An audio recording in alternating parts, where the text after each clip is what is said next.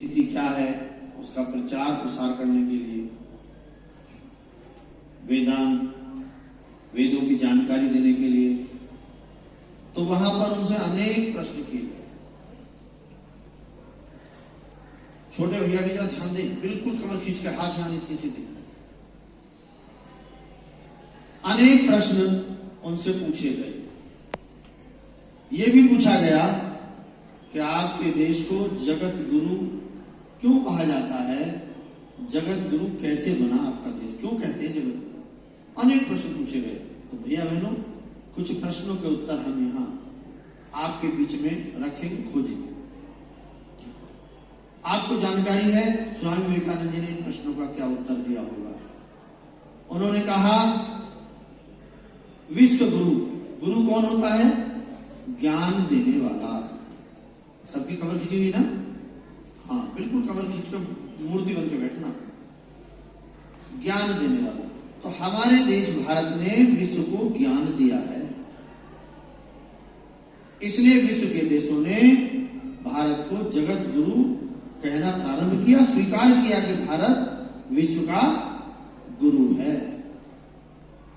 और भी बहुत सारी विशेषता हैं। उदाहरण के लिए आप सब भैया बहन, छोटे भी बड़े भी जानते हैं, आपके सामने ये कथाएं आती रहती हैं।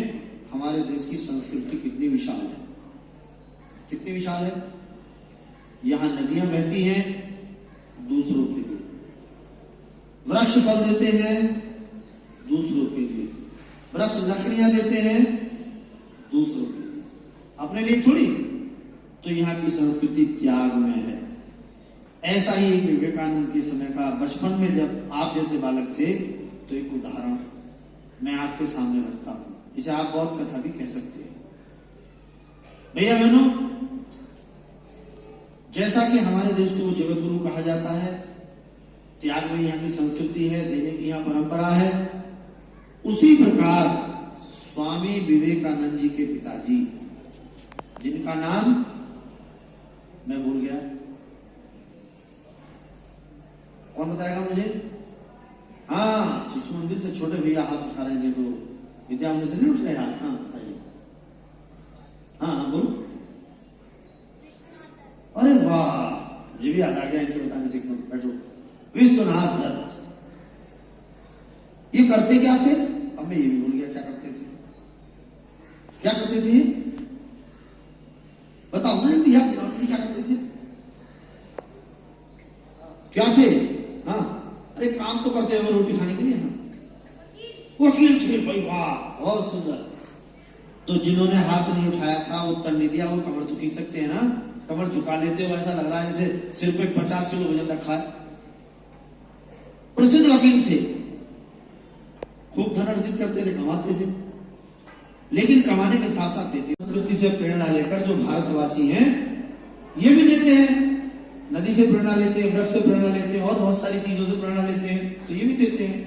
तो विवेकानंद जी के पिताजी विश्वदत्त 1 महीने में पूर्णिमा को एक बार ऐसा प्रयोग करते थे कि जो भी असहाय थे, जिनकी सहायता की आवश्यकता रहती थी, उनको सहायता किया करते थे। अब ऐसा देख करके बालक नरेंद्र, विवेकानंद तो बाद में बने ना, ये बचपन में नरेंद्र कहते थे ना इनको। नरेंद्र के मन में एक इच्छा जाग गई, मेरे लिए तो कुछ भी नहीं छोड़ेंगे पिताजी, सब कुछ तो दान कर देते। इतनी लंबी लाइन लगी, किसी को रुपए, पैसे, कपड़ा, अन्न, ये सब भेंट कर रहे हैं। तो उन्होंने उनका एक बार बचपन में आकर के ऐसा करते हुए हाथ पकड़ लिया, पिताजी सुनो, रुको। लेकिन आनंद तभी आएगा जब कमर खींच के सुनेंगे आप। पिताजी ने पूछा, हाथ क्यों पकड़ रहे भाई? उन्होंने कहा, आप तो सब कुछ दे दोगे, हमारे लिए क्या छोड़ोगे? उन्होंने उनकी जिज्ञासा था को शांत करते हुए बड़ा प्यारा सा उत्तर दिया, भैया हमने यहां पर जो भी पाया है ईश्वर की कृपा से, भारत भूमि से ही पाया है, जिसको हम मातृभूमि कहते हैं, इससे ही पाया है। इसलिए हम में से जितना भी हमारी क्षमताओं से ज्यादा, ये मतलब हम जिसका उपयोग कर सकते थे उससे ज्यादा जो धन हमारे पास है, इसे जिनको सहायता है उसको देना चाहिए, ऐसी हमारी परंपरा है। और जैसा मैंने आपके सामने नाम लिया, उन्होंने भी ऐसे कुछ उदाहरण दिए होंगे। बालक नरेंद्र को समझाया। और यहां तक कह दिया कि मैंने धन धान्य नहीं तुम्हारे लिए बहुत सारी चीज छोड़ी है, मैंने तो देखो शीशे में पीछे मुड़ करके देखो मैंने और तुम्हारे लिए क्या छोड़ा है। तो जब बालक पीछे घुमा और शीशे में देखा तो उसे बालक नरेंद्र स्वयं अपना चित्र दिखाई दिया। तो कहा ये भी तुम्हारे लिए छोड़ा है मैंने। ये बहुत बड़ी बात थी, छोटी बात नहीं थी, बहुत बड़ी बात थी। बालक ज्ञानवान था, समझ में आ गई बात कि मेरा शरीर मेरे लिए छोड़ा है, मेरे 2 हाथ 2 आंख